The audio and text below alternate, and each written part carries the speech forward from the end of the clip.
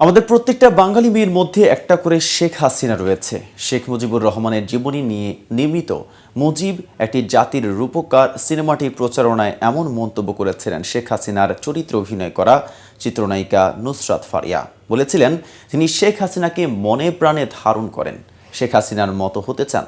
তিনি আরও বলেছিলেন শেখ হাসিনার চরিত্রে অভিনয়ের পর জীবনে আর কখনো অভিনয় না করলেও তার আফসোস থাকবে না। কিন্তু সেই আকাঙ্ক্ষাই কাল হলো নুসরাত ফারিয়ার জন্য। এর ফলে নেটিজেনদের মারাত্মক তোপের মুখে পড়েছেন এই ঢালিউড অভিনেত্রী।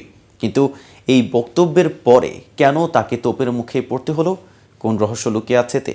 এ বিষয়ে বিস্তারিত নিয়ে কেটিভি শোবিজ চ্যানেল থেকে আপনাদের সাথে আছি আমি মেহেদি হাসান।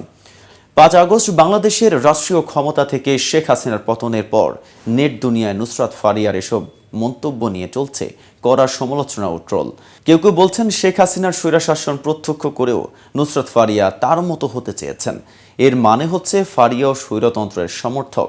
গত ১ মাস দেশে শেখ হাসিনা যে গণহত্যা চালিয়েছেন তার বিরুদ্ধে কোনো প্রতিবাদ তো দূরের কথা, একটা শব্দ করেননি এ নায়িকা।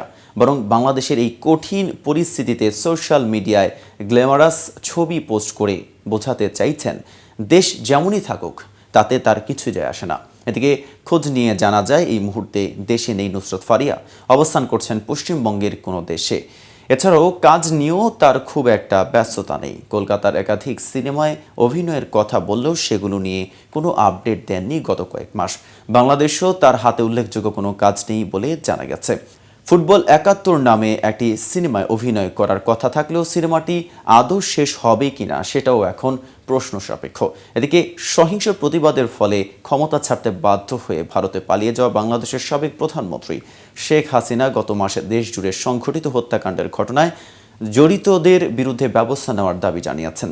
আন্দোলনের মুখে ক্ষমতা হারানোর পর এবারই প্রথম সরব হলেন তিনি। মঙ্গলবার শেখ হাসিনার ওই লিখিত বিবৃতিটি সোশ্যাল মিডিয়ায় প্রকাশ করেন যুক্তরাষ্ট্রে অবস্থানরত তার ছেলে সজীব ওয়াজেদ জয়। প্রতিবাদ ও বিক্ষোভ চলার সময় গুলিতে একজন মুদি দোকানদার নিহতের ঘটনায় শেখ হাসিনার ভূমিকা নিয়ে আদালতের নির্দেশে তদন্তের বিষয়টি প্রকাশ হওয়ার কয়েক ঘন্টার মধ্যে এই বিবৃতি প্রকাশ হলো। বিবৃতিতে ৭৬ বছর বয়সী শেখ হাসিনা বলেন, জুলাই মাসে বিপ্লবের নামে অনেক মানুষের প্রাণহানি হয়।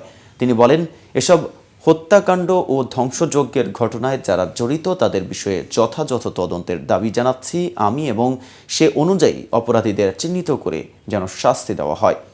আজ এ পর্যন্তই। নিত্য নতুন সকল আপডেট পেতে কেটিভি নিউজ 24-এর সাথেই থাকুন।